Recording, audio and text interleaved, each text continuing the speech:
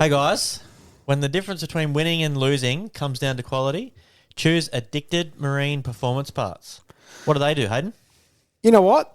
They're your go-to source for high-quality billet aluminium parts.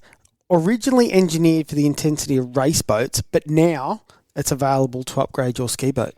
Very nice. You know, they also specialise in cab plate hardware, performance-driven steering components, and internal fit-out accessories. And they also supply Argo V drives and all the accessories to go along with them. That they do. If you demand the best in marine components, remember one name, Addicted Marine Performance Parts. Everybody out there, I want to know who wants to go fast? Let's go one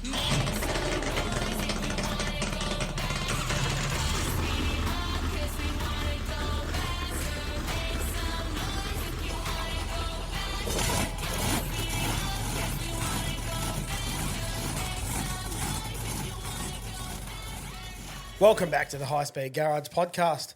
Shout out to Contrast Printing, Addicted Marine Performance, and Metworks for keeping the garage open. Welcome back, boys. Howdy.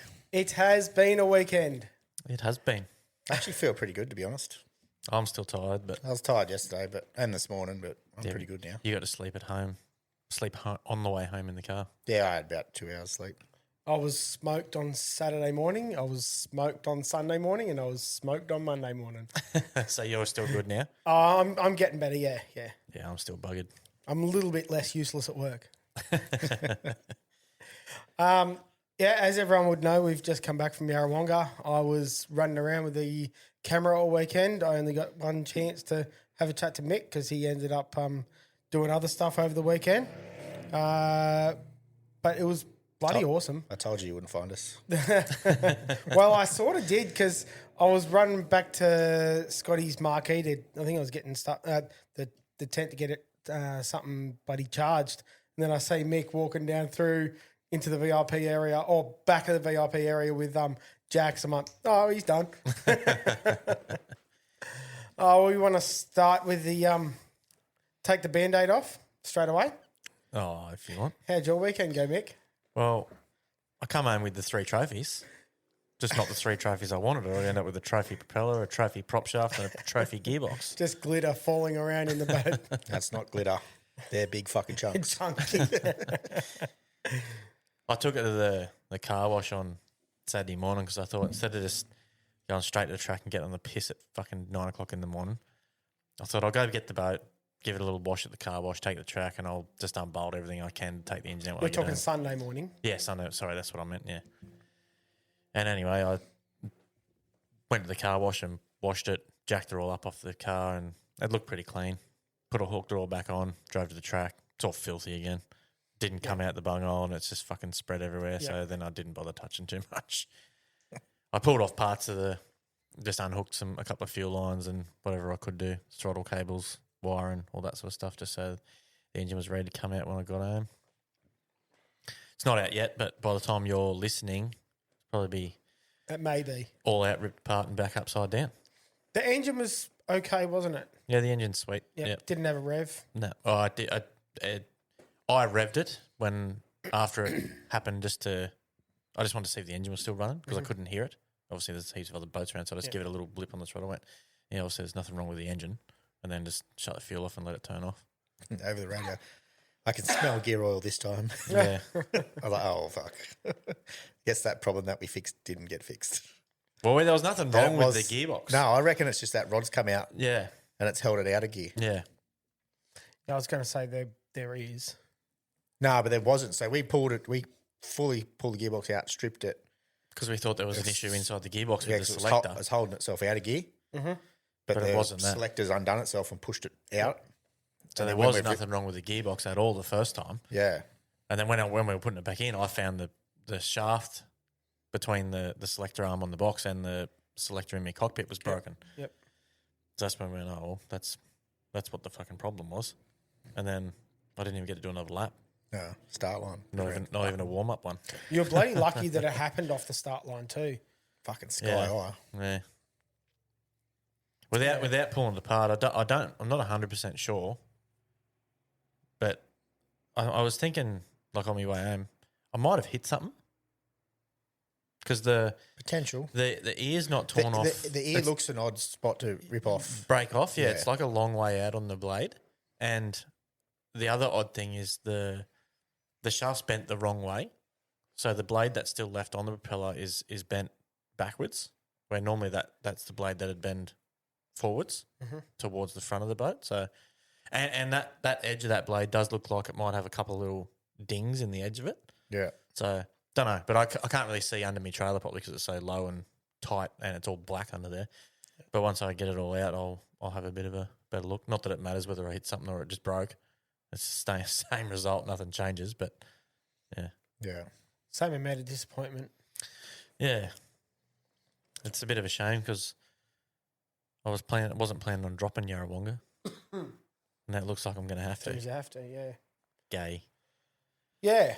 Well, what did you get up to, Joel? Because you were saying there's a couple of race boats you got to work on. Did the other two keep going? Nah, reshit an engine. Pull, fuck, what did he tell me? Oh, no, I did a main bearing, I think. The main bearings failed, or the rod bearing. I think the main bearing failed, then the rod bearings failed, and then broke a rod and smashed in between a couple of cylinders. Nice. But he caught it pretty early. He said it's the first time he's had a bearing failure. Mm-hmm. I said, how often you change them? He goes, oh, they're about 4 seasons old. I said, oh, well, guess the limit's 3. I also saw Peter Zala's thing. Did you guys see the helicopter? Nah. No, Oh, when was that in the chunks. final? No, earlier on it would have been Sunday afternoon, Saturday afternoon it must have happened. Didn't even know he stopped. Man, that was bad. Yeah, right. Yeah, it's chopped all the midsection and then Chop the midsection. like the what do you call it between the carby and the block. The block. Well, that piece that you can unbolt off the block. Well, that's just the block, the crankcase. Crankcase, that's the one. Yeah. So then all the crankcase was all Yeah, so he's smashed up. through a rod too then. Yep. Well, he Helicopter. might not have threw a rod. He could have ripped the arse out of a piston and just kept driving it. I'd say that's what happened if it's Very helicoptered in possible. half. Yeah. Yeah. It's damaged the block a fair bit. He's talking about. Well, seeing if he can fix Mitch did the same thing. He ripped the arse out of it. He nipped his ring, what's the locator pin on the rings Yeah, that's what he was saying. fell out. Just old. Should have replaced them a race beforehand. Really disappointing. Yeah, the lifing of the parts. That's why they replace them every 2 races. Yeah, well, you know the lifing of the parts after it's buggered. Yeah. It's when it's still working. You're like, oh, it's sweet. It's fine. Yeah, they rebuild them every 2 weeks, every 2 races. Jesus, 2 meetings, they put a new set of pistons in. bloody hell! I thought these outboards were reliable. They're just spending a heap more money on them. Oh, that set of pistons is fuck all. Is it? Yeah, like $600 or $1,000 or something. Copy. It's only 6 of them. Mm. Was it $600 each? No, No. for the set. Set. Oh, that's all right. It's not that horrible. Maintenance.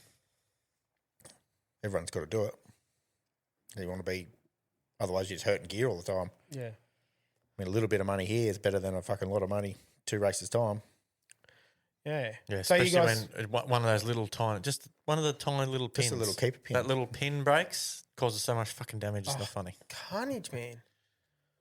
And then he ended up having to go and buy another one from what's Yeah, he his name? bought it off Darren. Hitchcock. Yeah. Just the SST spare parts trailer, it seems. Pretty much. He I was seems surprised to- he had something down there. We're not having a boat. Well, he just seems to bring shit wherever he goes because he knows he's going to move it on. Yeah. Yeah. Just may as well fucking Well, it tell a works, doesn't it? transporter. Yeah. Full of gear. Here we go. What do you think of the weekend, Hayden, from the spectator side? I frothed it. Yeah, I really, really enjoyed it. Obviously, I hate that the GP pits. That sucks. Yeah. You got to walk a bloody kilometre to get from long one way. side to the other. I took my scooter. Yeah, look, I probably could have gotten a scooter, but there's a lot of grass that you're bloody riding through as well. A footpath far away. Yeah, but there's it's bumpy and shit like that. Like the scooter I'm talking about is like a razor scooter. Like Oh, no, the I thing, have an electric the thing that scooter. you've got is bloody awesome. But yeah, no, I didn't take one down with me. But going and talking to all the people doing interviews. Last year I tried to do that, mate. I struggled. I struggled again this year, but it was so much easier than it was last year. Just the more you do, the more confidence you get in what you're asking, and I can guarantee you that there was still times when I'm thinking the whole time, what's the next question? How do I lead on to the next bit? Yeah. And it just flows when you got a little bit of confidence behind you. It just flows. Yeah, well, last year we'd only just started doing this. That's right. So, yeah. But it was quite funny. I went down both for the Griffith Cup and the Anzac Cup. I went down and did live video at the GP pits. Obviously, that's the easiest sort of way to watch stuff. And those GPs look friggin' awesome going in the water. So I just put the phone on the gimbal, had the microphone going, and just recorded the boats hitting the water and drivers getting in and just everyone having a chat around. I recorded, it must have been the Anzac Cup on Sunday afternoon. I've recorded the race, and then I've interviewed Ricky Howard and Ken Lupton, come home, and I've tried to cut the interviews up so I can just sort of get a little bit of stuff I can make for reels. And the audio from the microphone that I gave to the person I was interviewing didn't work. So all you can hear is the mic on my bloody collar. Yeah. It must have went flat or something. It's not good enough. Oh, it could have been that, but it's not enough. Like it just, I can't use it. There's no reason why the one on your shirt would stay and the other one would go not working. Well, they both be flat. They both come out of the charging case together. Yeah, right. Anyway, that's my biggest frustration from it. I've probably got heaps of things that I've forgotten to say, but yeah, it was a massive weekend, and I'm pretty disappointed in the attitude of everyone towards the live stream. Yes, I understand that the live stream was glitching, but to take it out on the person that's actually doing the job and it's the website that's failing the person doing the job, I reckon that's pretty piss poor. That's just human nature. That's what happens. That's what happens. Something's And not people, working. You got to whinge at someone. You're in control of it, so that's who's going to get whinged at. Yeah, well, everyone got their own way because the person that's actually bringing a live stream to us has had enough of the comments directed towards him, and he's packing up shop. He's putting stuff up for sale, and he's out of there. I get where they're all coming from because you're paying good money and you're not getting a product. I understand that, but whereas before when he wasn't charging, you could watch it and it was but easy. What do you do? Like you can attack. Like there was some pretty shit comments going towards Scott.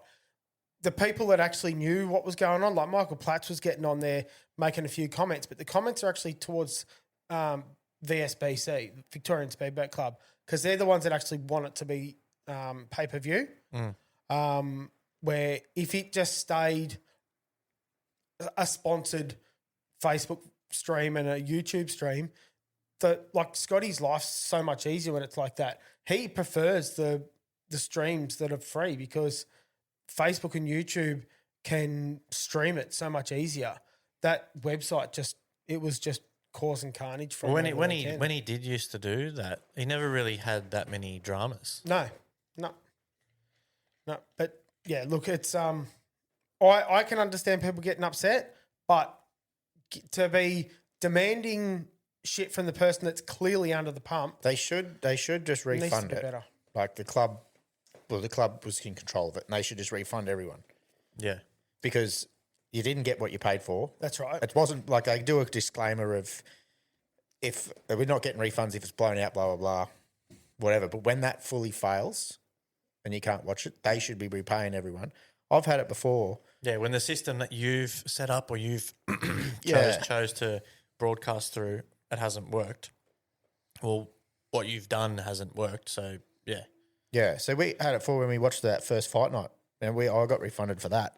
I'm pretty sure because that failed through it, and yeah, that was they said that's fully on us. We'll refund you up because the website crashed. Yeah, and they just couldn't handle the stuff. That's all it would have been. I don't know if it was so many people because it was such a big event, but yeah, for the website to be just failing, that's not Scott's doing.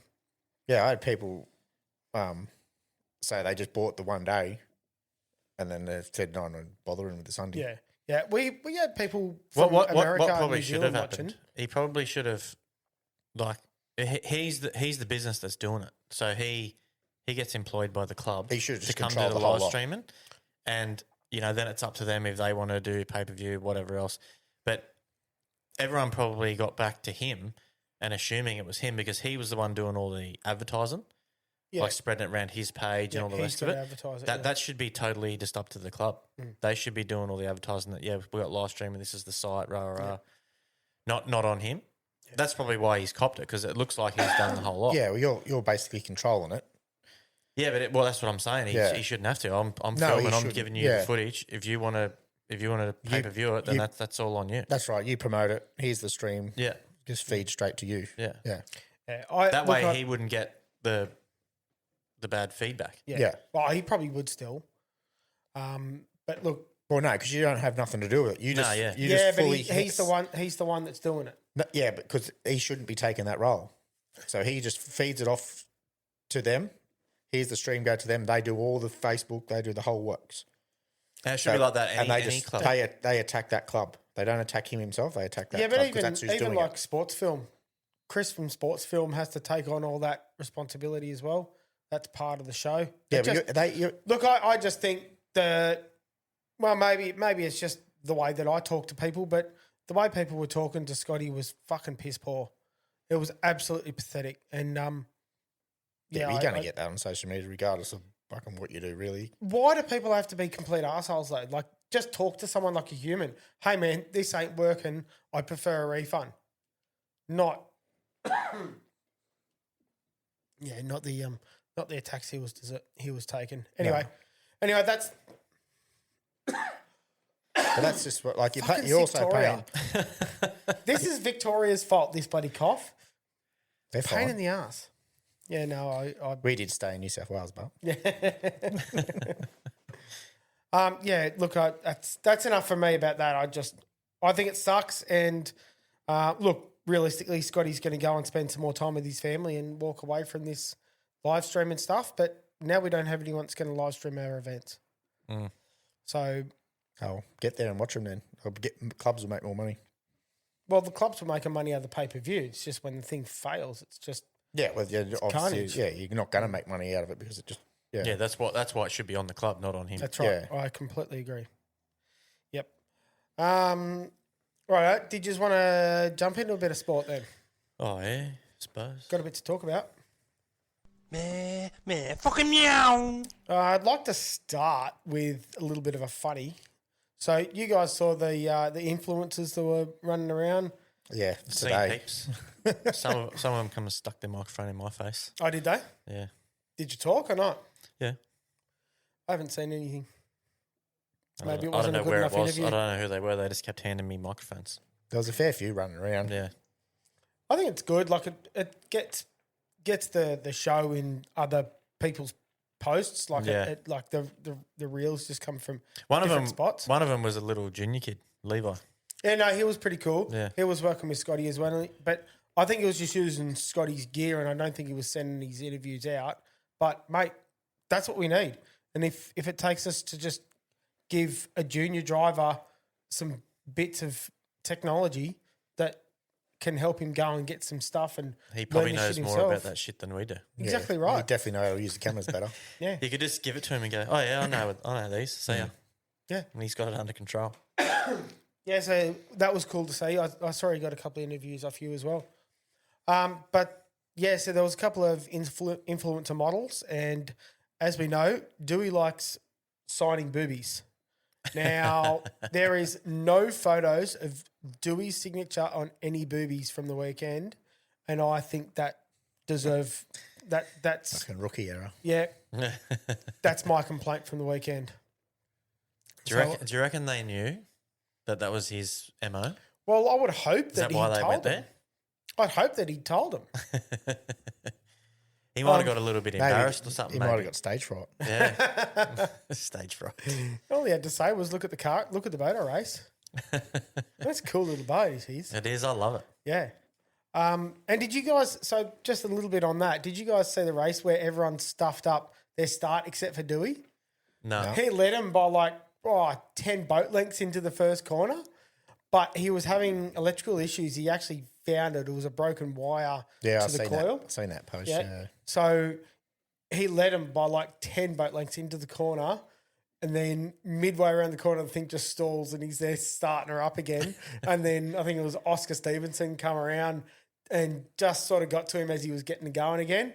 And those newer lightweight bloody capsule 105 hydros, they're not 105, they're 1.6 hydros.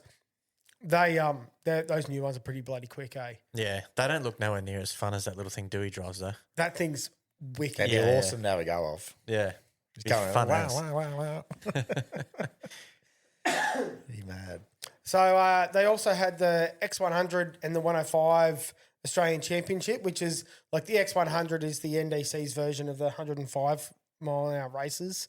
So the 95s and the 105s race in the same class.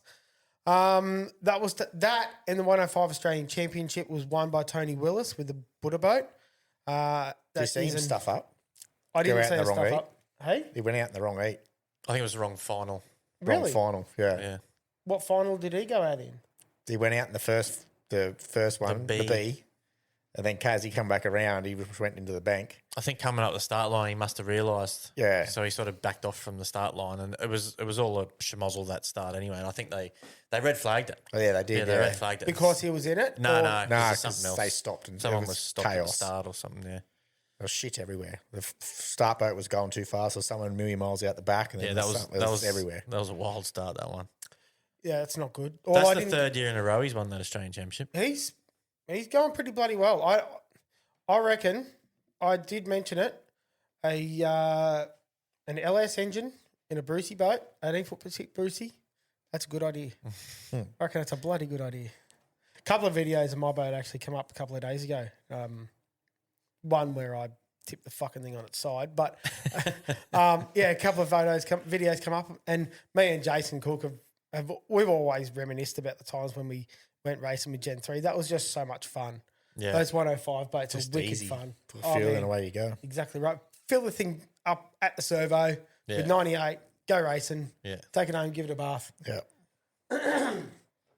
Anyway, so congratulations to Tony Willis and the team. They did a really good job. I can't believe the boat's here in Sydney and he lives in Adelaide. Yeah, that's wild, isn't it? Well, everyone that works on it's down here as well, up here as well, aren't they? Yeah, he just flies in Yeah. or Great drives idea. up. When they painted it, Mix House, he drove up, I had picked to it do, up on the way through. he had to do a touch up on it. So he drove from Adelaide up to here to pick the boat up from where it lives to drive it to me to drive back and go back to Adelaide. I was like, fucking hell, man, you could have rang me. I could have went and picked it up. Yeah. It's not that big of a deal. Did he say that he didn't realise that, or he just liked going for a drive? No, I think he was coming up to see his young bloke or something anyway. So, yeah. Pretty sure he's retired. He is retired, isn't he? I've no idea. I don't know. I wouldn't have a clue either, but like he's of the age that he probably could. Is he? And like Don't know. You're saying he's old. he's older than me. I would hope that by the time I get to an age where I could retire, I could. I definitely won't. It's No, like that but joke. then- I'll be working up to fucking smoke on the day of my funeral. Yeah, but I like the idea of actually being able to sort of step back and actually do stuff I enjoy. And it seems like he does. Like That's why we go to work to Just do go- stuff we enjoy. just Yeah. going at, well, he can go racing still. I think it's awesome. I do remember a conversation where he said something about he was retiring down there, and bloody Yeah, oath. right. Bloody awesome. Go and live in the bush in Adelaide, and it's like out near Barry sort of thing. I think if I remember right, Is it? where he Yeah, is. Yeah, I'm right. sure. I've no idea. So if we jump on to the NDC recap, now there wasn't as many boats down there in the NDC as what we would have expected.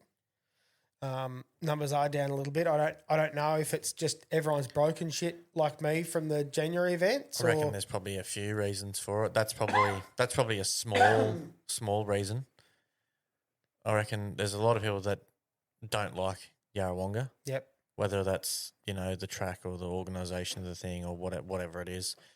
That's some people's reason, and I think that probably gets helped out by the fact that this year with the NDC you get to drop around. Mm-hmm. So people have probably already just got it in their head. Yeah. Bugger it, we'll drop Yarrawonga. That's possible. That's what I'm thinking anyway. Well, who broke on Friday? So Destiny broke. What did Destiny he do? broke. He did a head gasket, if I remember right. It's Yeah. yeah. Yeah, No he compression did in a two head gasket. cylinders. What Tate did something too. but Royce fixed it. Royce stopped. he smashed a gearbox. But then he got thing going again on Saturday. Yeah. Yep. Yeah, Saturday afternoon he got the last race he got in. Yep. Because they worked all night on that. They found bearings fucking somewhere. He went and picked them up at like midnight. And Yeah, I saw a post from him just before we started recording, and he was advertised in one of the bearing joints in Yarrawonga. Yeah, I went up and spoke to him when we were going down the ramp for the first race, I think, because he was playing around with it and the cover was off it. And I thought I'll just go and have a bit of a look, see what they've done. And yeah, the box was gone, and they must have been at a workshop fixing it. Yeah.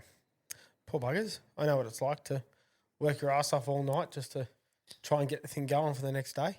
I think everyone had sort of their fair share of issues. Did Except for probably the top three probably didn't have any issues. Nah. Oh, Supernova, I don't think it did. No, He just wasn't racing the hydros.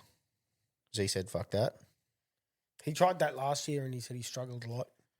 Yeah, He didn't say there's anything wrong. yeah. He came over and spoke to someone on the bank. It must be just the way the heats and stuff work this year. He ended up like on the outside of heat or final. Yeah, B. yeah. What do you think of that? I like it. The new NDC rules. I like it. Initially, I thought I qualified in like the worst possible spot in fourth. Yep.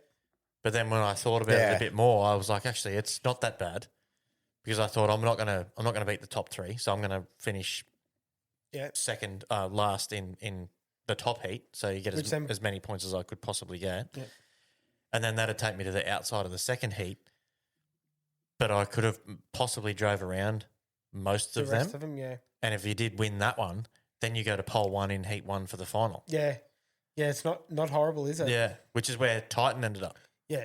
But he struggled all weekend. It looked like he had an engine that was laying over for just got worse and worse over the weekend. Yeah, but it's good because you got progression. So no matter where you are, you can always move forward. You got that chance, Yeah, I like it.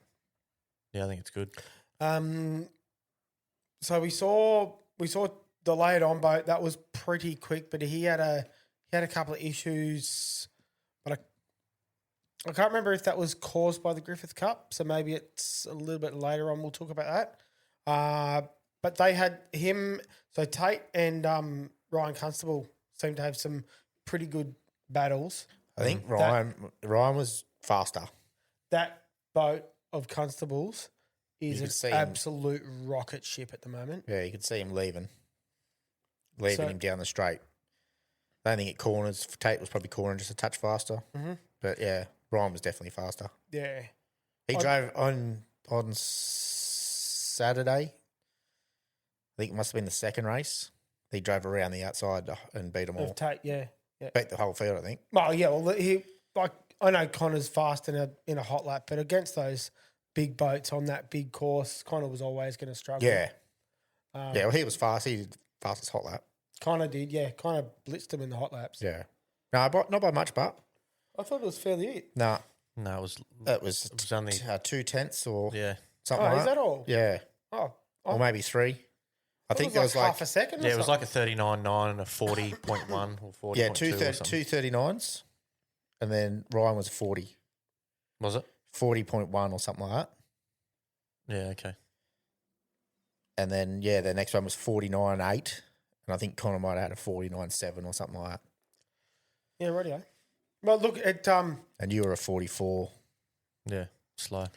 it was good to see like the Constable boys. They were up and about. They were pretty happy when I'd go and interview them. And look, Tate was certainly coming to me with a fair bit of confidence. Like when I was talking to him, like that thing wasn't anywhere near what its potential. Like they're not running much boost they're not running. They're running a fair bit of fuel in it. So they were starting to take fuel out and add more air, but they just sort of the hold ups through the weekend with fixing shit sort of held them back. But man, you can't take it away from the Odin boat. That is lightning fast, man, and that it looked really good on the water down there too. Yeah, it was nice. Wasn't sucking down at all or anything. It was doing everything right. So in the They did have some good races, that's for sure. Yeah, in the actual final, which was after the Griffith Cup, that was on Sunday morning, the NDC final. We saw Tate struggling hard. It was popping and farting, and when I went up and saw him after the race, they ended up finding a heap of water in the coils after getting hosed down. Yeah, right. So they when they fixed that, obviously it was significantly faster when they went out and raced in the Les Spears. And I think I can't remember what Ryan Constable said why they stopped in the Les Spears final, but yeah, that would have been a really good race because I forgot that because they never come back out. yeah, because It got wet, I think. the lay it on Got boat wet in the was first corner. yeah, like Tate turned up with a fairly decent bullet in the chamber to race against the Odin boat for that final, and unfortunately we didn't get that really good race because of the Odin. Yeah, it must have because he started back up and drove off the course.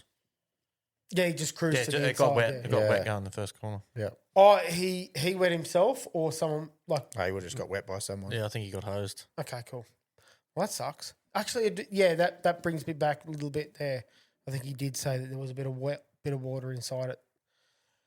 Anyway, so this is going to be where the conversation's going to start. What's your thoughts on the Griffith Cup start? Here we go. Yeah. So this Second is every start was but this one took the cake. This was the bad one.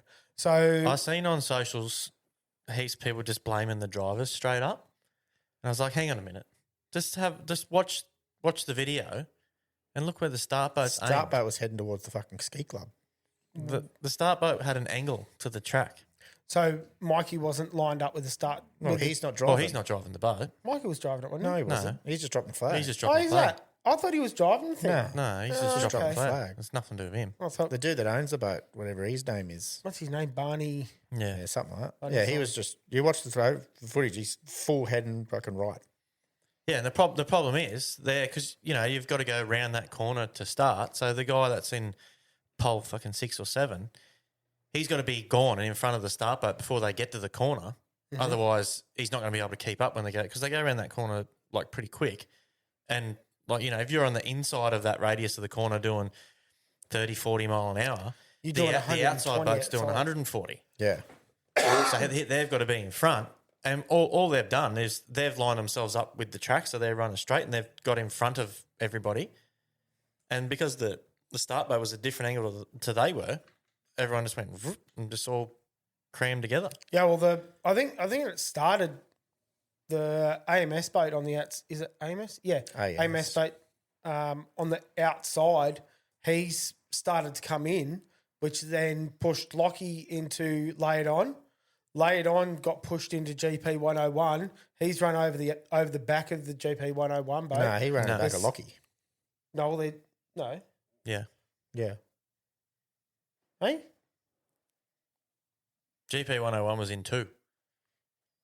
Well, there's... Ken was in 3. So I was speaking to Benny on Ken was in 3. Sunday morning, and he was saying, well, if Ken was in 3, then that makes sense for there to be white on the back of his boat still, because it's either Lay It On or Ken Lupton's thing were both white. But he's got big white scuffs and all the steel pipe on the back of his rudder is all bent across.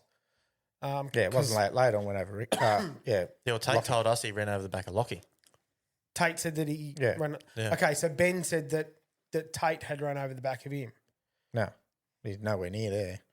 Well, Unless no, he he was was out because the video of Benny Unless he was went out the back. Well, he did went go out the across back door. the back of 101. But I'm sure he Well, turned 101 right. went in behind the start button. In behind the start. Not 101. GP1 went in behind the start button. Okay. Away from everything.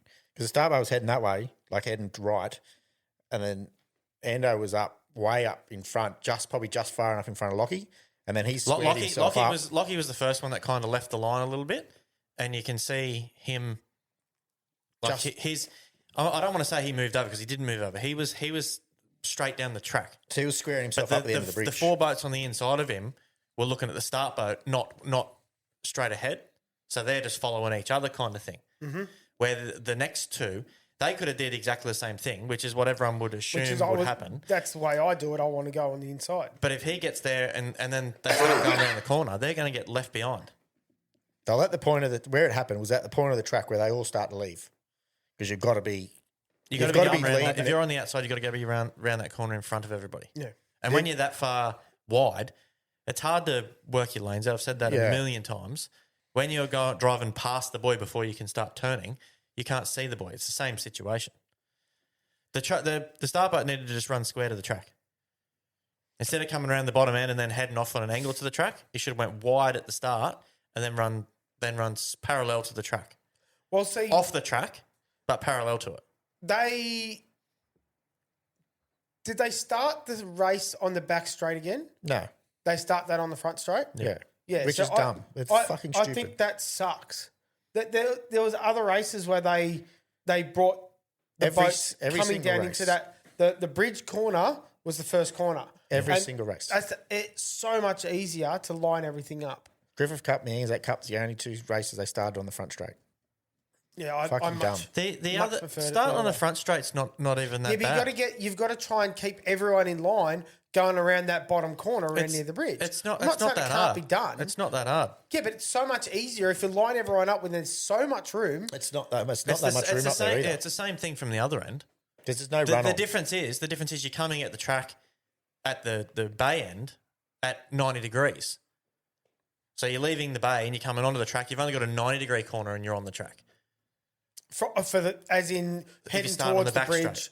Yeah, Yeah, heading towards the back bridge. straight. But if you start on the front straight, it's 180. But Yeah, they could make that 90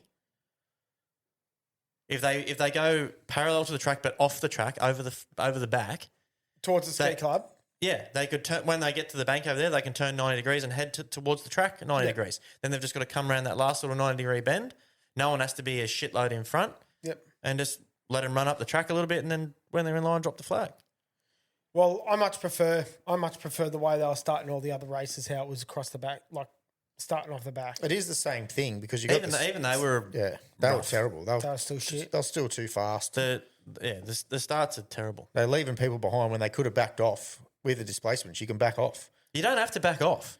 You just go slow until everyone's in line, Well, all and that, then yeah. and then ramp the speed up. Yeah. But there was one start there.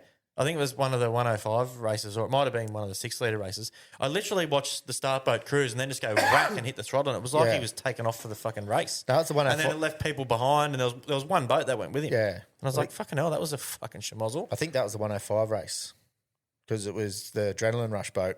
Yeah, it might have been. Left just a little bit late from the ramp. Obviously, didn't start properly, Yeah. and he was moving across the bay and then turned, and he was fucking flat out. And they still dropped the flag, and he was 20 boat lengths back. Yeah, it was a, yeah. And they didn't slow down. They could have slowed down. The whole before he- thing's I can understand with the hydroplanes, they need a fair speed to stay on the plane, but logboats, you can literally cruise along at fucking 20 mile an hour until everyone's in line, then slowly increase your speed up to your Yeah. 50, 60, 70, whatever you want to do. And you don't have to take off. Like, you don't have to go from fucking 20 to 60 in fucking 1 second. No. You can slowly creep the speed up and then drop it, but they don't have room there.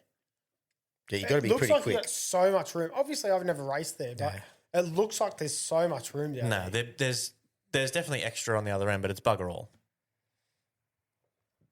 Yeah, they need to get better. Or just no, It's it's no- just- But yeah, no, that start in the Griff Cup was not the driver's fault. no.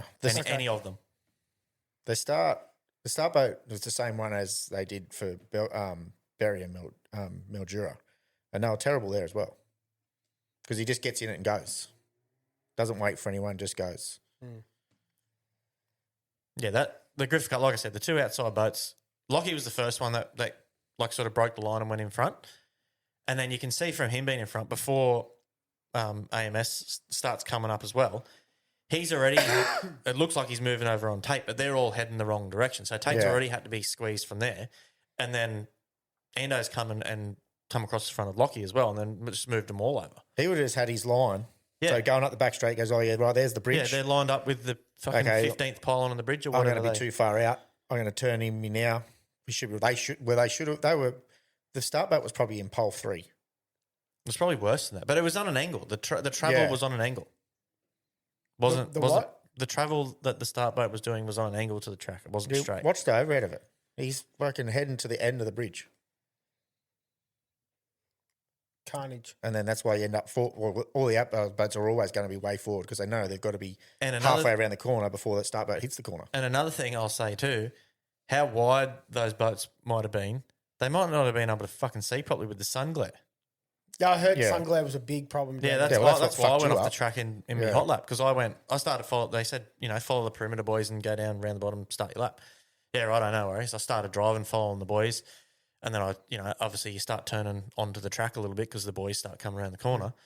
And then I was straight in the sun glare and I lost a couple of boys. And then I seen there's one that was a little bit bigger than all the others. And I went, oh, there's one. I went around that. And then I couldn't see any more. And the sun glare was that bad on my screen. I could just, the land at the end just looked like a black silhouette. So I just kept sort of cruising up slow to it. And then I thought, when it eventually sort of opens up and I can see it and it looks like a bridge, then I'll go, right, I know where I am now and I can fix it. But by the time it actually cleared up, I was aimed the wrong fucking direction and I couldn't even see the bridge. Shit. I had to, I had to turn I looked both ways because I didn't know where the fuck I was. And then I turned and I turned my head 9 degrees, still couldn't see the bridge because I was past the next point. And then I turned, followed the land around and went, oh, there's the bridge. I've got to turn right to head towards it now. Fuck. But that was just from the sun glare. Yeah. Well, I should have went out. I had no problem on my lap, like when I was on the track. It was because I went like right around the edge and I got into the line of the glare, which they may have been that wide to cop that same thing. They would have been pretty close. And like I said when we spoke last week, they run the cup too late. Like a big race like that where there's heaps of pressure on everyone, run it in the middle of the day. Yeah, it is a feature race, but they still run races after it anyway. Yeah. But get rid of that half of the sun glare. Yeah, the sun glare is a horrible thing to try and race against. But you only got to look at yourself sitting on the bank looking down there. You can't see over there. Can't see shit. It's big, big glary. You put a windscreen with water on it in front of you. Even worse. Yeah, and the screens these days, the way they're bent and shaped to go round on a cockpit, they distort shit pretty easily. Yeah. Yeah, so after that we did. So there was a lot of water at the start of that race. After that, it was an incredible race between GP 1 and 577, which is Ken Lupton's boat. That was awesome to see those two boats going head to head. Grant obviously not worrying about the prop this year because the past couple of years he's been really nervous on those, like really, really looking after the props because they changed manufacturer. That's right. So he's been worried about the prop breaking ears, and then he'll just break an ear. And then this year, I think he went to a herring prop. He was saying Sounds familiar. Yeah, so he's gone to herring prop, and actually in the interview he did for me, he said that now that they fixed the props, thank you to herring prop over in America, I can now drive this thing hard again. And, mate, he showed that he could. Yeah. He still got it. It was never in doubt in my mind.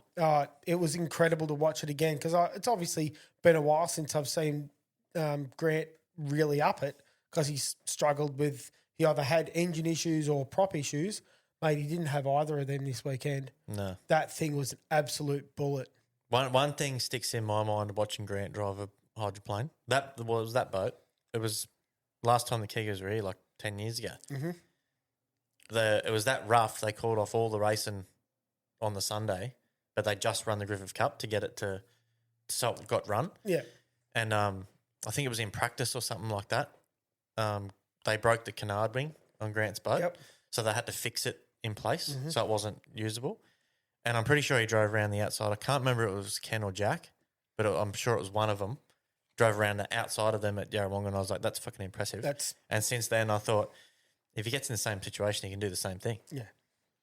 And that thing did get quite loose. I did see a couple of times. Both loose as Yeah, shit. yeah, where he's got that thing chitin, right? He just kept into it, and it just drove through it. And I don't know how they both brought him back down.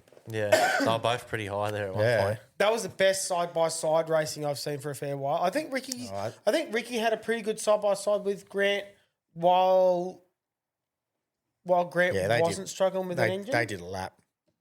Yeah, but this was Good 2 laps, that one. it was incredible to watch. Yeah. I really enjoyed that. I reckon the Anzac Cup was better. Better racing. Yes, because they both finished.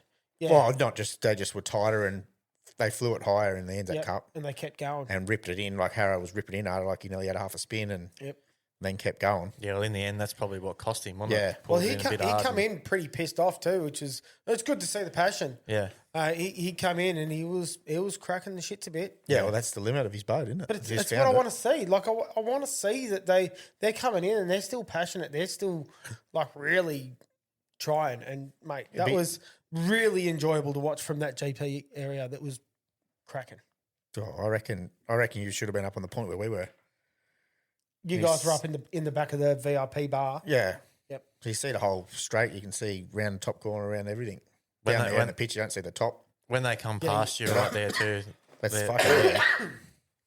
when they're both on the wood and they're floating them straight past you. Yeah, it's fucking mental. Especially when Aussie Connections was out there. Oh yeah, And it felt like you couldn't not put your fingers in your ears when that Nah. thing went past. That hurt my ear hole. it felt like a drag car. Yeah, you could Just you a could rumble feel of it. the sound. Yeah. Just It rumble doesn't- straight through you. It doesn't seem like it's that loud when it's out there on its own, but when it's out there with other boats, you can't even hear the GPs, and they're loud. Yeah. You can just hear Aussie Connection going. "Roar, roar, roar, roar, roar." Do you reckon that's the best Aussie? Is it Aussie Connection? Yep. Yeah, Best- 100%. That's That's run for a long time. Yep. I say said ever. that. Yeah, I said that a few times over the weekend that was like it's obviously finished, and it didn't like it had a stall up near you guys, but he got it going again and They- stayed up it. They had a someone told me they didn't put a cap on. That's why it stalled. The pressure wasn't there for some reason. Some relief cartridge or So something. whatever that's in there, yeah, they didn't put the cap on back properly. Mm-hmm. So that's why it had to stall. But he was able to get the thing going again, which mate, any time we see that thing stop when it's away from the pits, it just won't start no matter how hard they try. Yeah. And Russell she Jones was- is still able to get that thing going. She was on song. Oh, bloody awesome to see. Yeah, it was good to see that.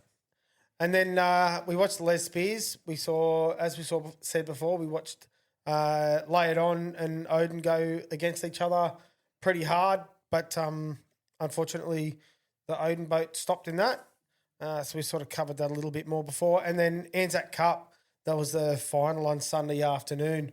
There was a racetrack full of GP hydros again. And a Bloody tunnel good. boat. And a tunnel Don't boat. tell about Oh, poor forget the Peter tunnel Zala. Pole 1 too. Mate, that would have been an asshole, wouldn't it?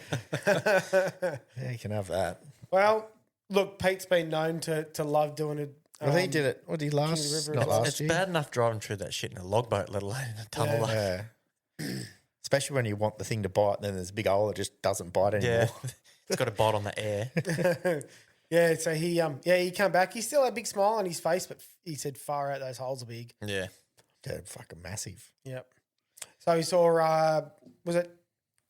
Did Ken qualify first or second? We don't know. Second. It Well, must have been second because Yeah. Well, he was in pole 3.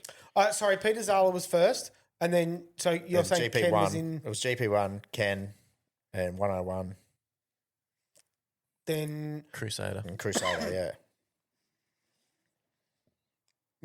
Lockie wasn't in that. No. That's it. Kobe Howard was in outside pole.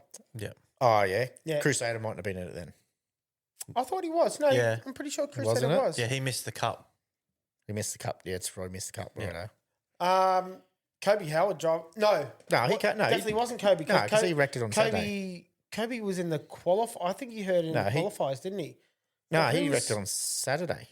Kobe Howard was in it, but he was in the He was AMS, in the AMS boat. boat. Yeah. That's what it was. Yeah, and he was struggling a bit in that too. Oh, you can, it's a tiny little boat. little boat with big water. Like Yeah.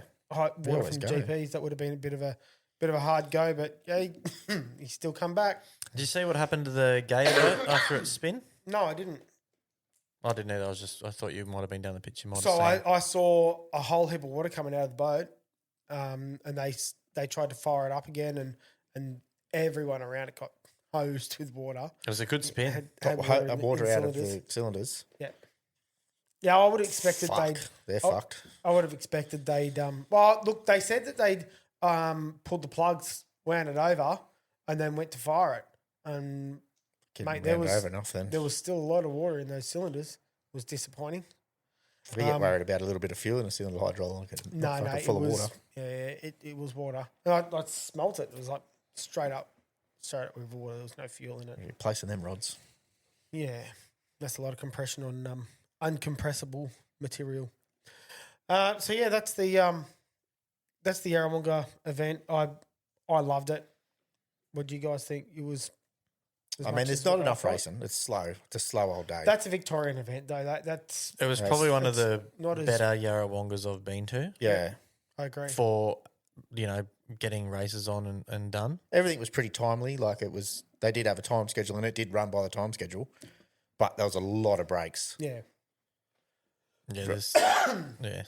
So they had on land stuff, like they had the Supercross bikes or whatever they're called. Yeah, but down people near the aren't- GP yeah. pits. When you're watching on the water, you don't see that. So you're not going to go, oh, there's a break here. I'm going to go up and have a look at the bikes. Well, the thing is, because the foreshore's that long, You're not going to walk down there. no. No.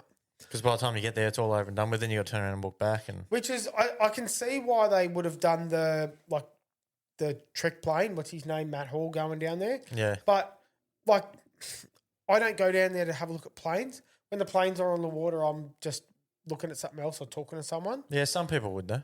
Some people would. Well, most people would, I would say. Really? Yeah.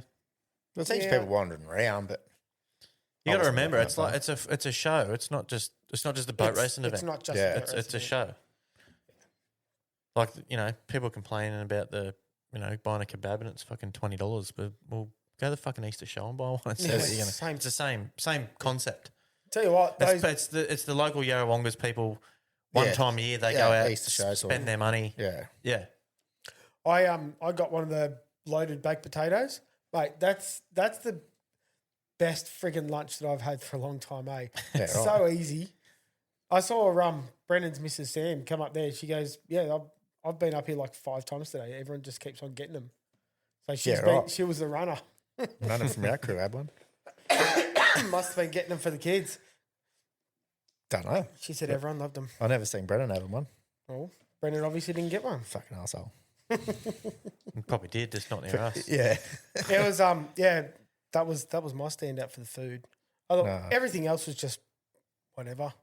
I never walked. The furthest I walked down was to the bar down the end, and that was only because I had cash, and the other one wouldn't take cash. I would have sort of thrown a little bit of cash to one of the people in the VIP, just so I'd just start handing them over to. Well, they wouldn't have had. They're just free in there. Yeah, that's right. That's what I'm saying. Oh, well. I No, you suppose. can't do that, Hayden. It's dodgy. Yeah. We could have just walked in there too. We're stealing chairs out of there. I stole one for Laurie. Well, I walked in the back to try and ask a question, and no one even asked me what I was doing there. Like I walked in to try and get water for the commentators, and walked in, like nothing happened. I could have just kept on walking in. Yeah, Maybe right. they were would have checking had. They armbands or definitely something had like armbands. that. But Yeah.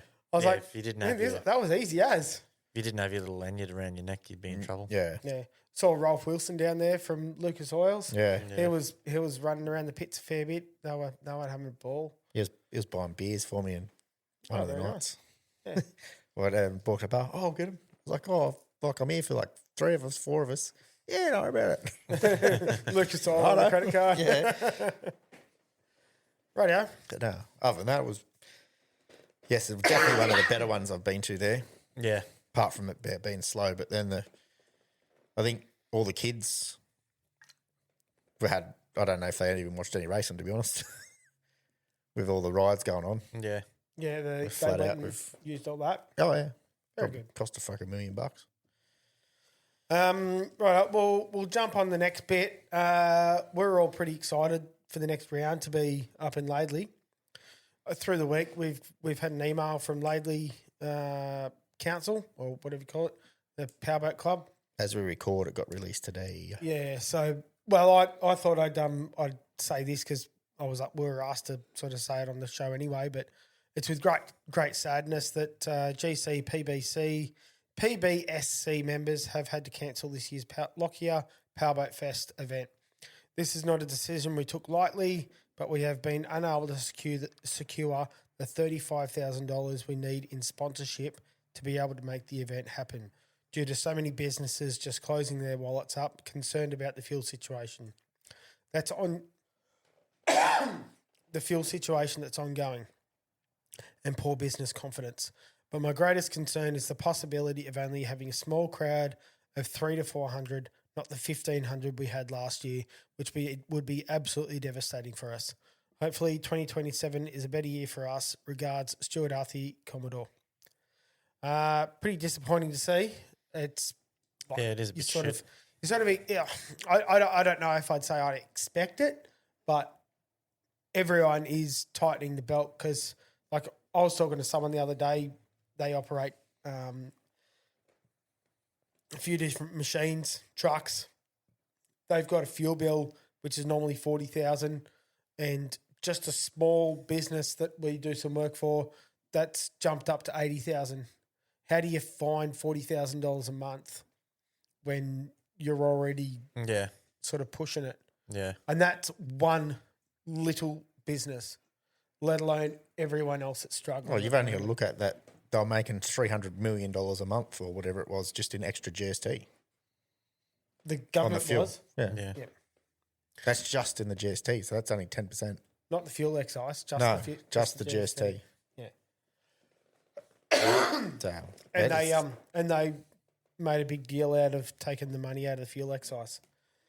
Where it Yeah, gets Well, they That did. was- They that was did. dumb. The Like that- GST's they're still just- there. that just makes it worse in the long run. Something's in demand. Let's make it cheaper. That fucking fixes the economy, doesn't it? Well, we'll see how we go after Anzac Day. Not as many people are going to go away for Anzac Day as they would have for Easter. I reckon they still will. You reckon it'll still be busy? Didn't stop them at Easter. No. Not going to stop them now. But maybe it's gone on for longer. People thought it wouldn't take this long to get through it. I don't know. Kidding yourself if you didn't think that was going to happen. It's going to just... I think it's worse than COVID because we were struggling. We're still struggling coming out of the COVID, and then business are coming back into tightening up again. Like, the fuel is just such a big driver in our economy. I don't think the fuel will go back down. No, I don't reckon you'll see it below $2.50. I saw something this morning. That it's like at $1.60 or something this morning. I don't know what The happened fuck there. are you watching? Yeah, like Sunrise posted it this morning. Petrol. Petrol? Yeah. Petrol's always been that. Really? Well, it was up just low twos. It was like $2.60 on the way down over the weekend. No fucking Fucking way. not a chance. Yeah. I've never seen fuel that high. Yeah, $2.60 for petrol. Anyway, whatever. Fucking hell. Yeah. Wrong servo. Yeah, don't fill up on the freeway. We'll jump across the supercars. Neil Crompton, we spoke about him a couple of weeks ago when he was pretty emotional after the Oh, that was last Toyota week, win. yeah. Yep. He's now getting spoken about as the CEO of supercars, which don't know if that's a good thing or not, but that's what they're talking about. Did we talk about a parity adjustment No. between the two events? That come in between the weeks. Yeah. After we recorded that came out on like the Wednesday or the Thursday. This cost doing me freaking head in. You've been doing some naughty shit on the weekend, you must have been. Too much cold air. Yeah, Not blame the enough cold jumper. air. Yeah, blame something else. No, I Fucking don't was do cold naughty shit walking home anyway. from the pub, actually, Yeah. on Saturday night. Fucking I was freezing. So Saturday night we went to the Criterion and I didn't turn up with a jumper. And then walking back to the room, Puck Gutter would have that run. was shit house. I was freezing walking from the ski club to the I didn't take room a that jump was with me. I didn't 100 think it was metres that down the cold. road. Saturday night. Yeah. Fuck, it was at 1 o'clock in the morning when I went home. Yeah, I didn't think it was that It cold. was fucking freezing. I didn't take a jumper with me on Sunday either. Really? No. No, I didn't wear a jumper down Sunday. I was there late, but I only had jumpers on in the morning. I don't think I had a jumper on at all in the night. no, I didn't. I didn't take one. I didn't take one Friday night, but I didn't take one Saturday night, and I wish I did. And I took one Sunday, but I didn't wear it. So it wasn't as cold Sunday. I can't take one if I'm not going to wear it. I'd rather be cold than have a jumper that I've got to fucking carry. I put it in the pram. Well, yeah. Right. So we saw on the what was it? The New Zealand the Taupo. The Sunday was cancelled, so they put an extra race on for Friday afternoon at Rotorua. Is it Rotorua? Christchurch, whatever they call it. There's another name for it. I've had powerboat racing on my head, so I'm a little bit behind. I do know what's going on, but I'm just going to throw a bit out there. On Friday afternoon, Kai Allen got his win. That was his first win. It's been coming for a little while, but to see someone that was supposed to go and drive for DJR within his second year, he's really kicking ass, and to get a win, I reckon that's looking pretty good for his stocks. On Saturday, we also saw Brody. So on Friday afternoon, Brody chased Kai Allen to the end of the race. Brody come in second. On Saturday morning, Brody won with Kai Allen chasing. Ryan would come third. So that's pretty good. That was the two of them fighting it out. I am a little bit behind on all of this because we're going from Yarrawonga, so I'm sort of chasing that up. Matty Payne got his win on the Saturday afternoon with Brock Feeney chasing up behind. Brody Kostecki fell fifth, which we'll find out wasn't actually the worst thing. Because Sunday, that was when the major chaos happened. Did anyone see? There was a fair bit going on. There's a few stacks. Him and Chaz fucking. But the thing, Fashion doors. between Chaz and Brody Kostecki, I mean, feed him back once, but the second time was just a bit extreme. he smashed him off the road, and he's gone and sent it backwards into the rest of the field. And He's lucky he missed everyone. yeah, look, I think he's fed it a fair Cloud of bit. dust. They called it a dust bowl. It was pretty bad over there. They needed a fair bit more rain before the race meeting, but he had a fair bit of berries on board when he went back across the track, though. I seen a photo of there was a split photo, so it was him opposite lock, and Lightning McQueen was opposite lock doing the same thing. It was something like copyright. Yeah, the story I saw was that. Yeah, bloody Disney Plus is chasing him up for likeness because it's a red and white car. On Sunday, Matty Payne in that race. Matty Payne got the win.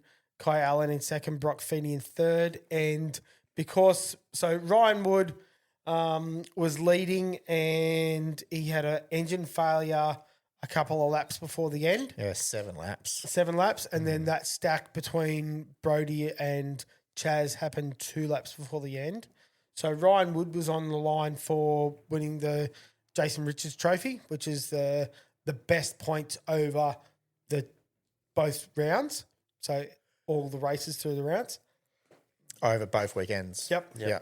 And then after Ryan Wood stopped, Brody Kostecki was in line, and then Chaz took Brody out. So then Joel Mason's friend, Brock Fucking little Feeney, whinging cunt. Brock Feeney got the win in the Jason Richards Trophy. Look, I'm not that fussed on Brock Feeney either, but look, you got to be in it to win it, and 100%. coming out of it, if Brody didn't get past Chaz, Brody and Brock would have been on a tiebreaker. Yeah, right. And they were talking about the more wins over the 2 weekends would have gotten the trophy. So Brody would have gotten the win. But as far as he was concerned, he had to get past Chaz. So that's what he tried to do. And he the move wasn't that bad. All the videos that I've seen, the move was fine, but Chaz just didn't want to let him past. Yeah, you can race, but Like to go and I think chase him he did across it the other because side of the track. it must have something happened a couple of corners before it, or Yeah, but whenever, a nothing couple of like laps. that. He got bumped and ran or whatever. It might have been the day before. I don't know, but That was in the same race. yeah, right. Yeah. You can't just run people off the track there. No, that's what I meant. Like the first bump was half Yeah. all right, but right, that'll do. But the next one, just fucking next two sent him. Yeah. It was shit. Anyway, so a little bit more. Barry Ryan said that that they don't deserve that parity adjustment I was talking about before because they don't have any A-grade drivers. But I did hear something about an A driver comment. yeah, it was actually quite funny. Do we remember any time the Ford needs a parity adjustment, we've got to wait 6 months? Chev needs a parity adjustment. What is it, 3 weekends? Fuck, it's not even that. Well, Fucking when ridiculous. Red Bull had one, it was just every weekend. Yeah, it's ridiculous. So, yeah, so Chev got their parity adjustment. Now that Triple Eight has come across to Ford, they've started to do a like a car package. Do you guys remember the Enforcer Falcon and the Devil Yeah. Falcon? So Triple A ended up working out a dark horse. But remember we were talking about what the dark horse was worth? And I said, it wouldn't be over 150 grand. 138,888. Fuck yeah. That's a lot of money for a two-door car. Still up there. That's I definitely wouldn't be paying it. for no. that. Look, the photos that I saw was pretty nice.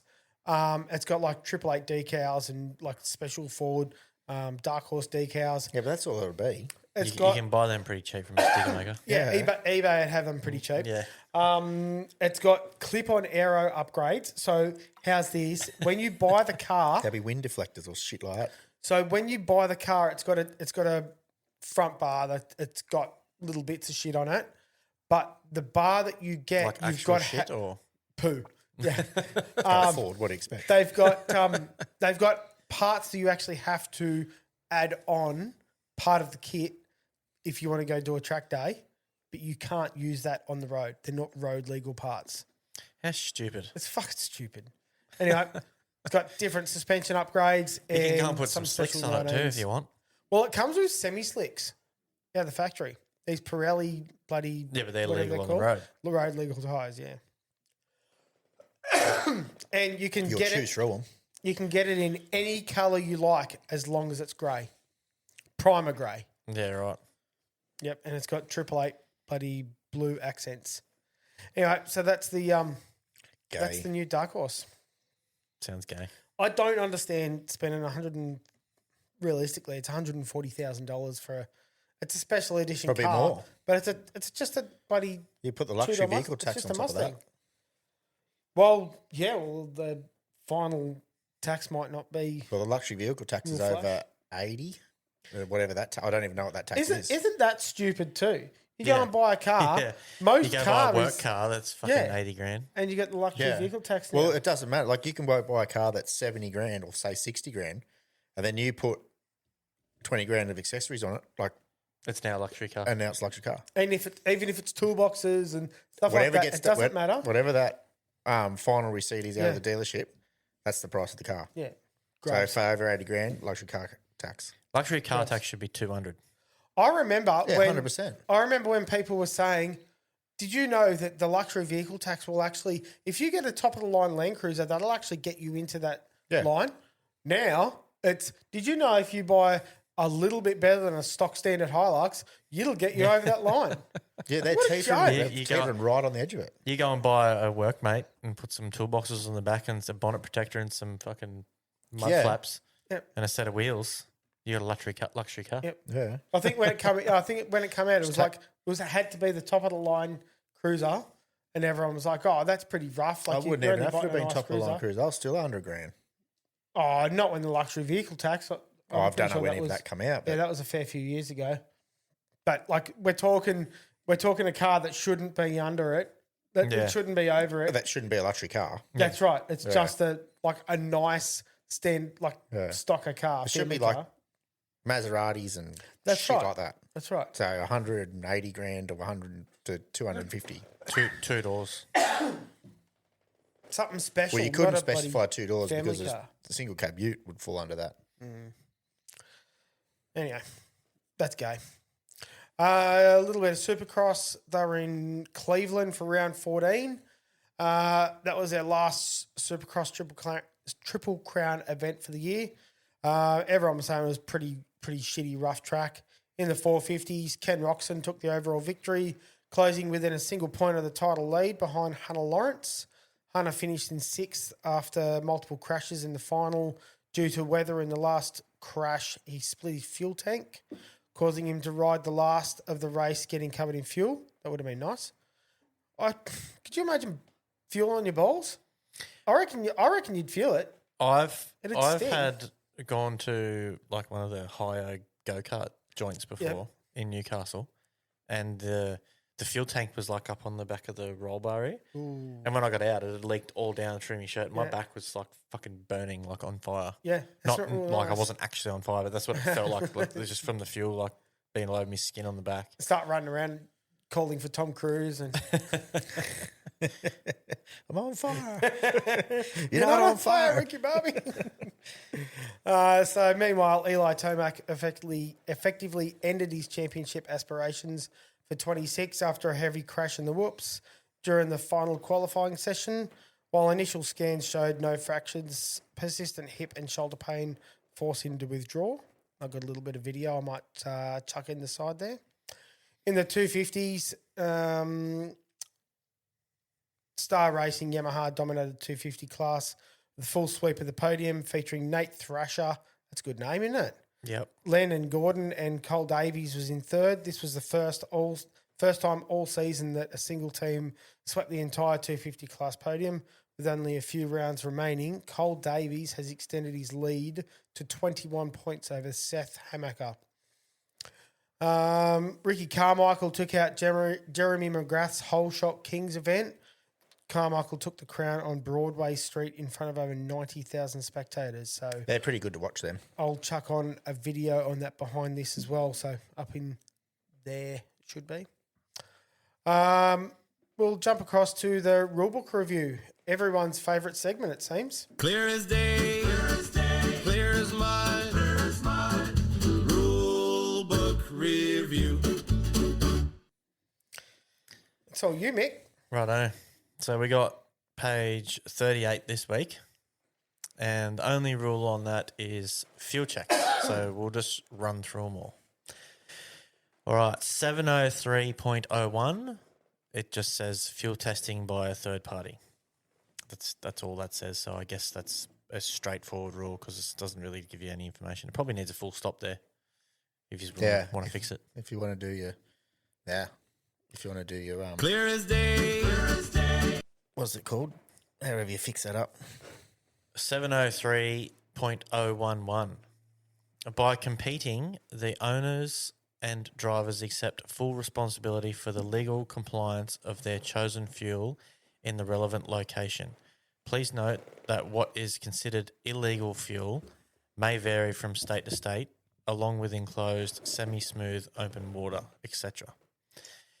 And certain harbours or estuaries that is not within the control of the APBA. All participants are encouraged to familiarise themselves with the relevant local or site-specific regulations before competing. Please also note that authorities/regulatory bodies may impose fines or impound a vessel or equipment of concern in this matter. The APBA places all responsibility and or incurred costs for this on the competitor. Do you understand that, Hayden? You get that?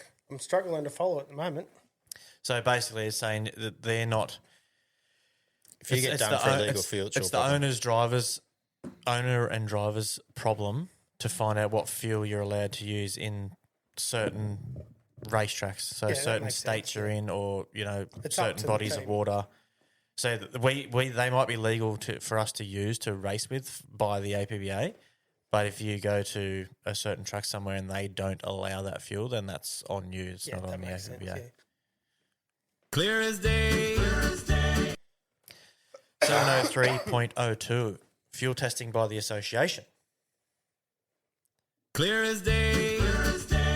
Fuck is that a rule for? Yeah, it's not. Yeah, it doesn't even need a fucking number. It's a heading. 703.021. Fuel testing and fuel system inspection can be done at any time before, during, or after any heat of racing or qualifying session. Pretty straightforward, isn't it? Simple. Clear as day. 703.022. The previous rule can be waived by the referee, drag boat race director, or the offshore council for championships or unsuccessful record attempts. Seems a bit weird. I can understand waiving it for the unsuccessful record attempt, because who really cares whether you did it legally or not because you didn't get it. But for a championship, why it can be waived for a championship? I would have thought that's when you want to do it. That's what you need. Yeah. That might be meant to mean unsuccessful championships. Looks like the other button is going to get used. Yeah, it's got to. Yeah, there's no Clear as mud. fix it. 703.023. The entire fuel system can be disassembled, removed from the boat, and inspected. Clear. Clear as day. That's a big job. Fuck yeah. 703.024. The presence of illegal fuel at any time in the onboard fuel system will be considered a violation of these fuel rules. Clear as day. So I guess if you've run illegal fuel somewhere just to test it and see what it does like, and you haven't cleaned her out properly, and then you go and do your run and there's a little remnant of it in there, you get fucked over. Copy.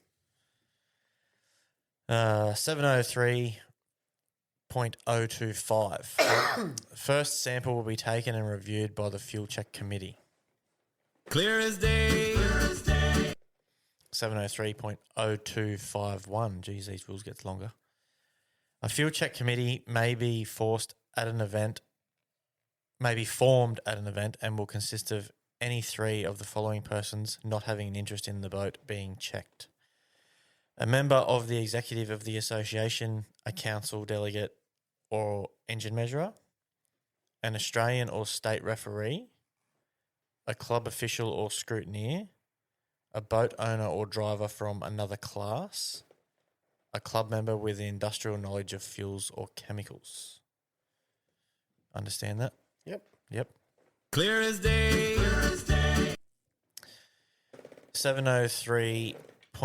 703.0252.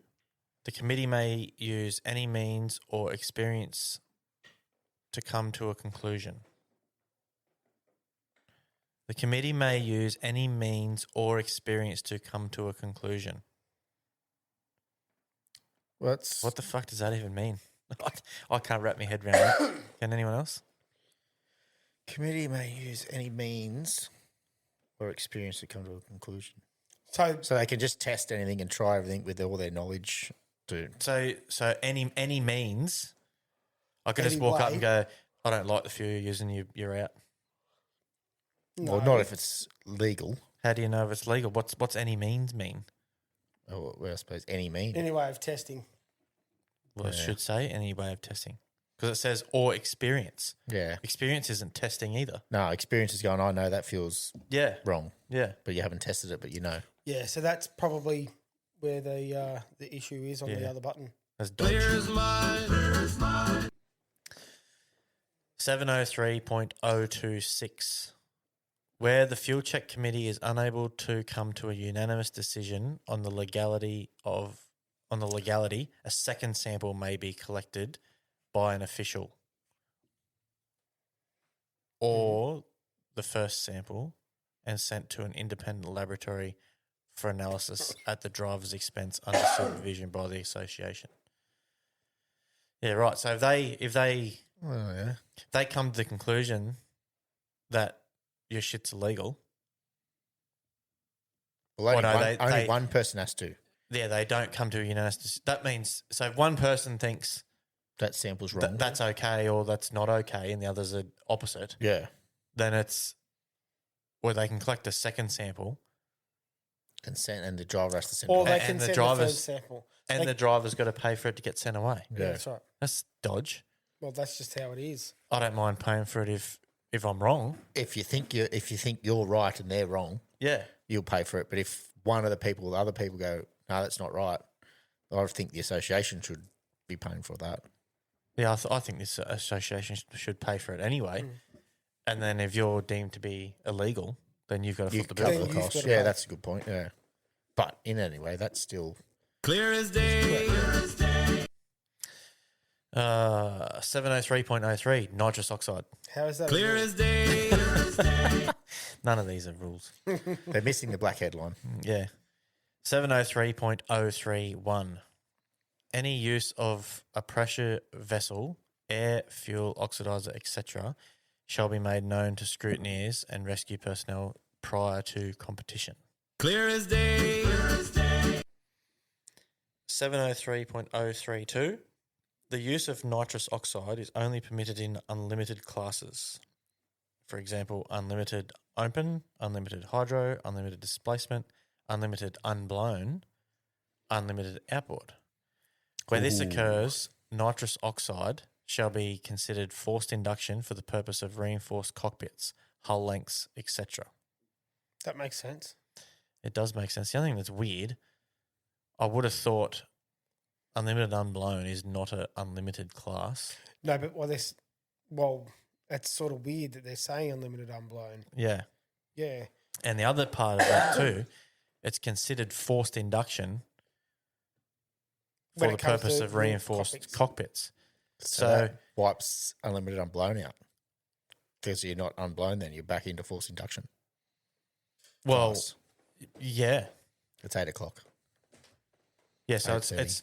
it's permitted in unlimited unblown, but as soon as you put it in, then it becomes unlimited displacement. Yeah, And for the purpose of the reinforced cockpits, that would sort of mean I would say most of the unlimited outboards couldn't run it either because their cockpits aren't 5,000 newtons. are the Some of them are. yeah? I was going to say are they like the newer? Some ones, of yeah, them yeah. are, but a lot of them aren't. So Yeah. yeah, as soon as they put that on, then they're illegal again. So it's not. It's clear, but it's not clear. It's clear, but it doesn't. It's not. It's not enough unless there's Probably more not. rules. It's just probably not right. Unless there's other rules that Yeah. for that, but Yeah. in any case, it's this one. Clear as day. 703.033.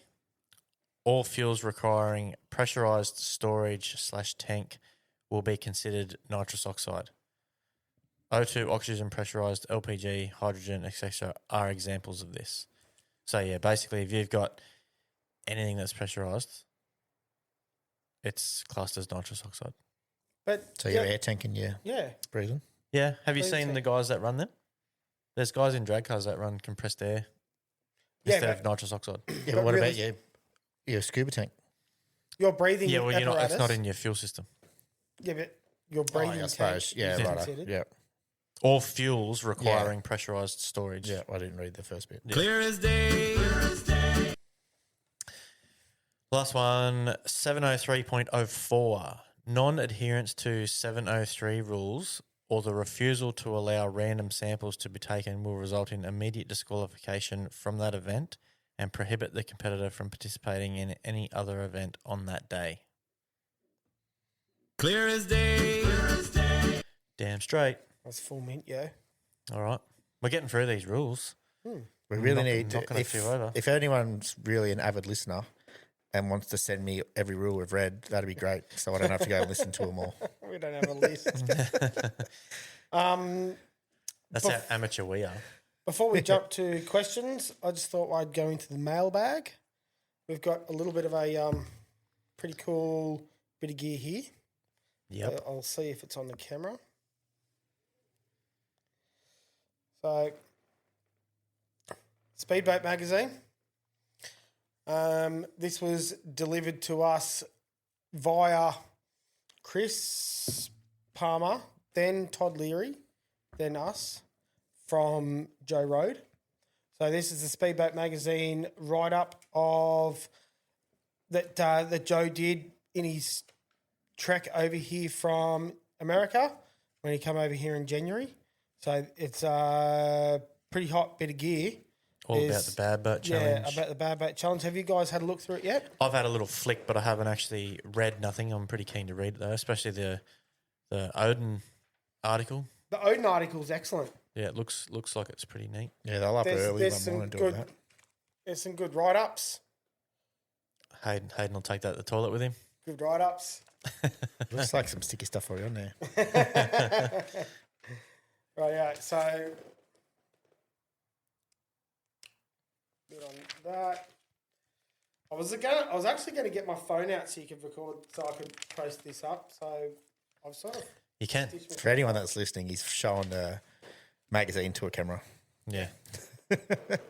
Anyway, so unfortunately Nathan Barry got in there.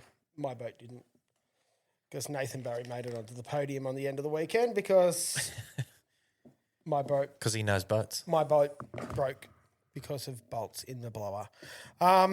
He did a full write up on the Odin boat. It is I forget how nice that thing is. It is a cracking bit of engineering, that boat. So it was pretty cool to see what he's done for them, because obviously he's not going to be able to have that chance to do a write up like that Yeah. from America on an Aussie boat. So Yeah. he made a fairly decent effort on it. I mean, it's just a plane ride. Hey? It's just a plane ride back over here. Yeah, like not We have some everyone good can, racing. Yeah, not everyone can do it, but I was literally on the phone to him this morning talking to him about it. He can get his hands on these magazines for a little while longer. So if people are interested, I've said that I'll take on the stock if he wants to send it over here, but I need to find out if people want them. So if people... Get it out. Get it out.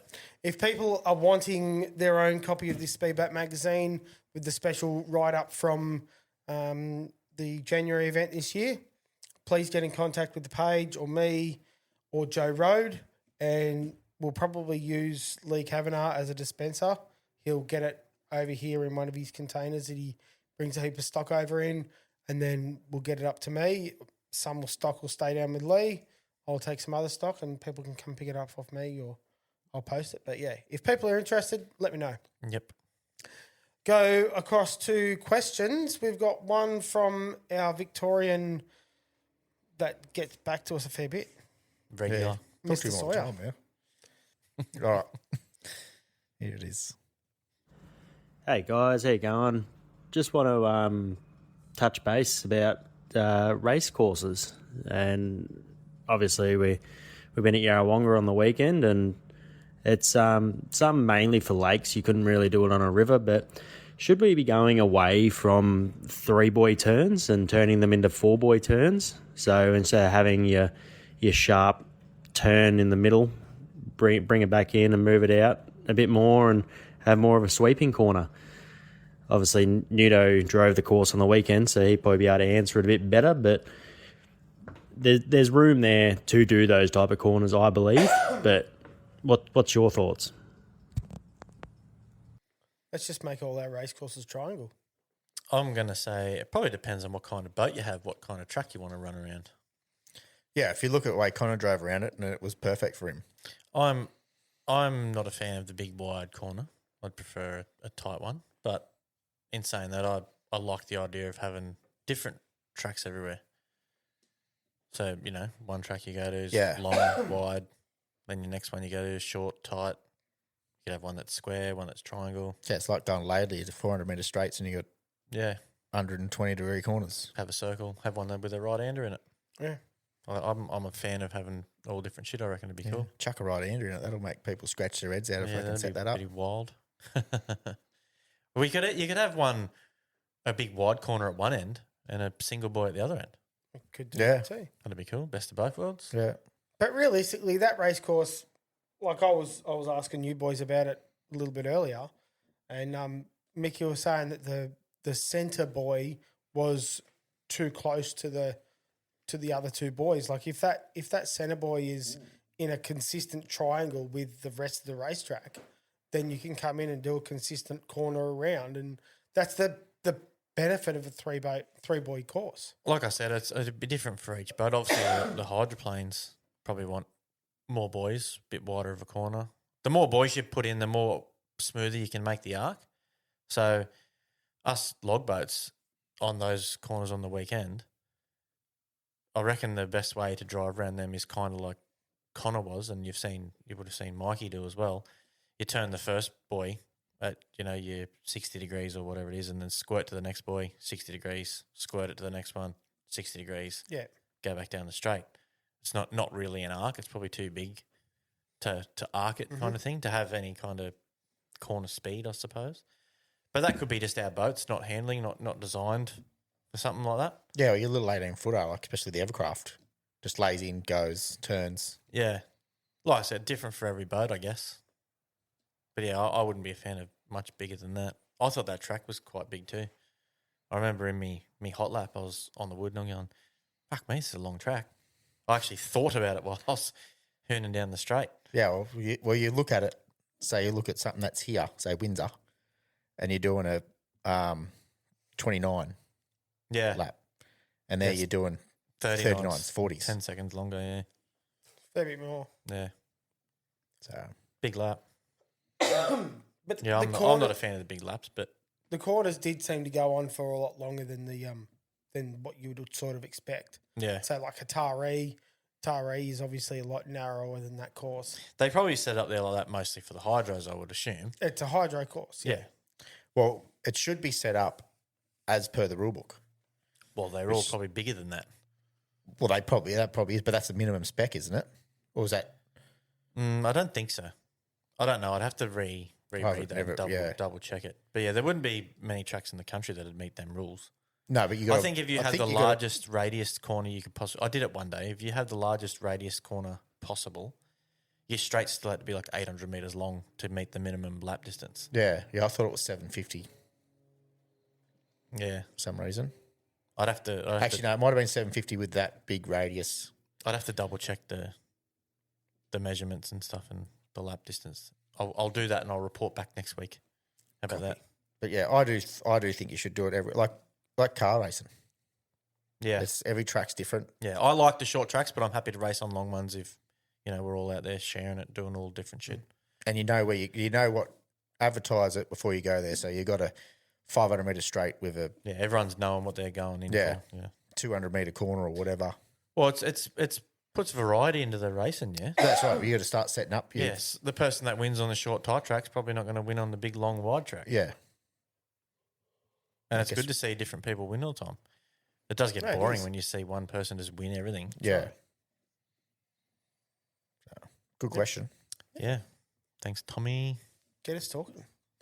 Send your questions in using the memo.fm link. You'll find it in the show notes or pinned to the top of the Facebook page.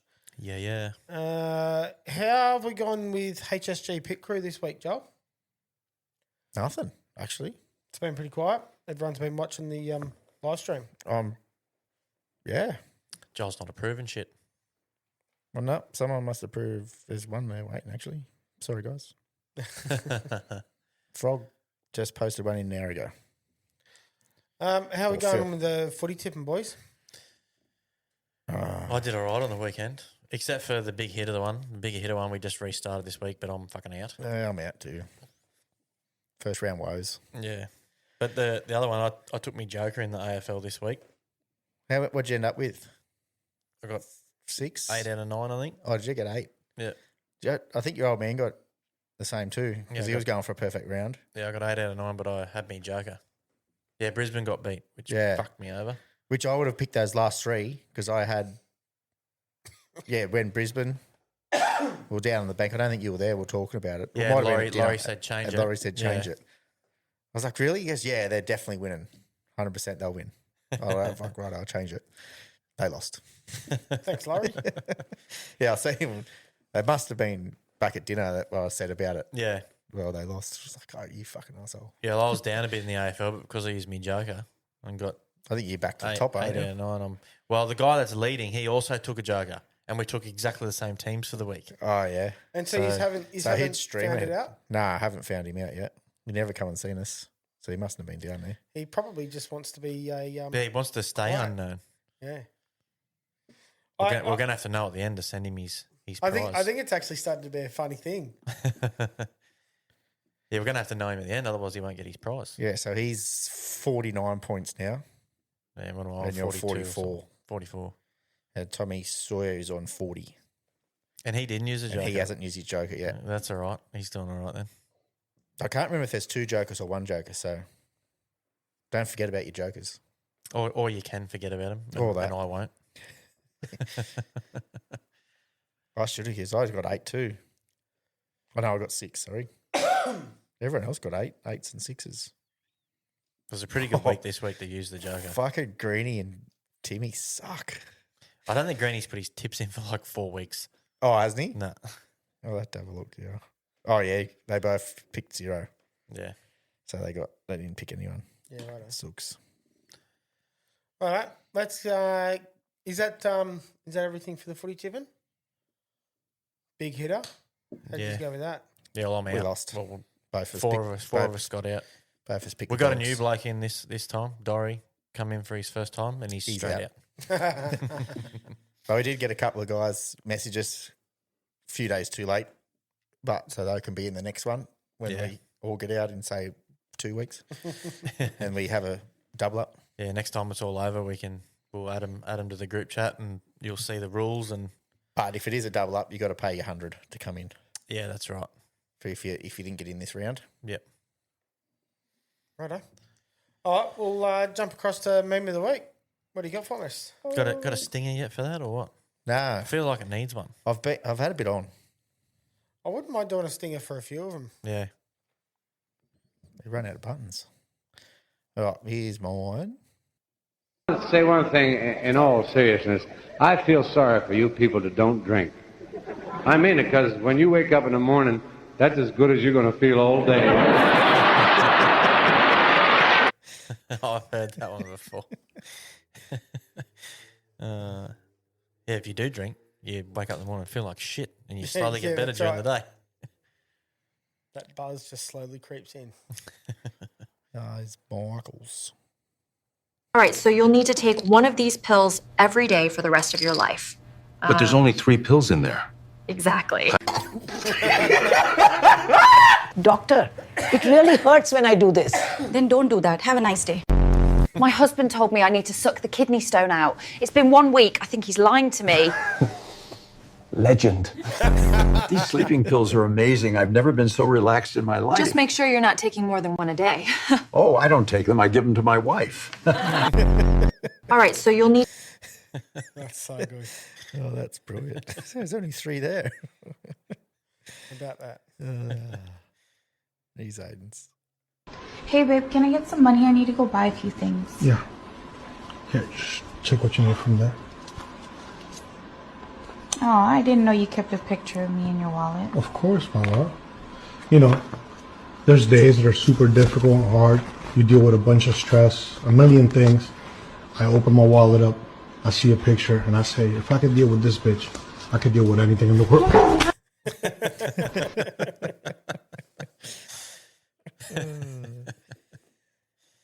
Cracker. Radio. Email us at the High Speed Garage Podcast at gmail.com. Don't forget you can find us on the socials, YouTube, Instagram, Facebook. And just remember, beer doesn't complain when you finish in 2 minutes. Bye-bye. See ya. See yous.